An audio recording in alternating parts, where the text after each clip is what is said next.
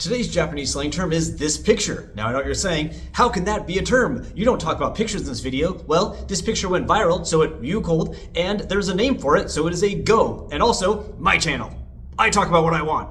This image is known in Japanese as どっちの女の子にするか迷っている110年前の絵. Or a picture of somebody who is unable to decide which woman to choose from 110 years ago. This phrase and the image exploded in February of 2024 and then died. Good way to start the video.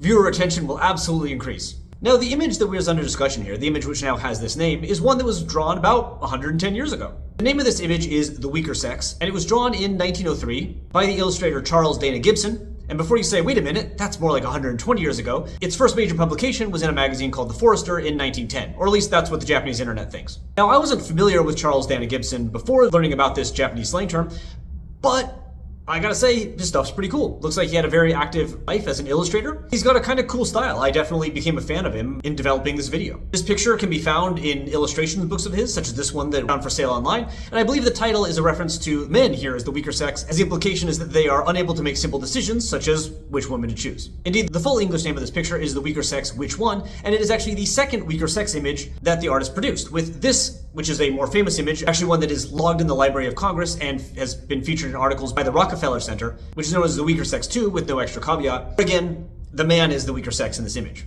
being poked at by a pin with a woman with a magnifying glass. Anyway, this is the weaker sex image. Probably would have been lost to time if it wasn't for the Japanese internet of all things, because on February 1st of 2024, this post on the Japanese internet went viral, where some random Japanese Twitter person with, not 0 followers, but not massive kind that we usually see in these videos, found the image, labeled it どっちの女の子にするか迷っている110年前の絵, and then posted it online, receiving over 50 million views and hundreds of thousands of likes. This to me is a really fascinating turn of events and one that really inspired me to make this video. There's not a lot to say here, this is gonna be a short video, but the fact that someone could draw a painting that would be kind of obscure, which then, about 110 years later, ends up seen by over 50 million people, most of which in a country this person obviously never went to and probably never assumed their art would be popular in, is a fascinating turn of events that really is one of the cool things about contemporary society and the internet and the way that we're interconnected. Imagine going back in time and telling Mr. Gibson that, hey, in February of 2024, more people are going to look at this picture than probably have ever seen any of your pictures combined,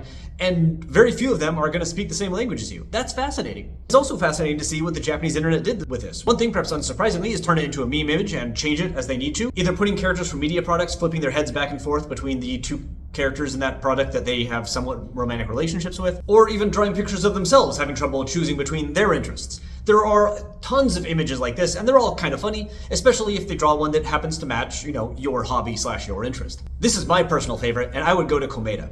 Beyond just like a image though, the title that was attached to this image, which is part of the innovation here. This obviously is not the official Japanese title. This is the title that the Japanese person who found this image, liked it and posted it on the internet, gave it, has become its own thing. And by that I mean it's become like a metaphor that people use in sentences to describe when they can't decide on things. This post has the meme image in it. You can see in the description it describes the situation or jokyo as being mitai, the name of the painting. This person is even more blatant about it in describing themselves as being like the man in the picture. So turning this meme into kind of a reference for describing your day-to-day indecisions in life. And here's just another example for good measure, where you can see someone again using the image as a metaphor, a long metaphor, but a metaphor to describe things rather than to participate in some kind of meme trend. So that's it. Unfortunately for me, on either side of my head, I have no ending to choose from. I don't know how to end this video. I just thought this was fascinating, and I hope that you also think it's really cool that an image from 110, give or take, years ago could be revived like this in a context completely divorced from the one it came. Perhaps the thesis statement of this video is just more evidence that there are definite universals in the human experience, and this kind of situation is one of them.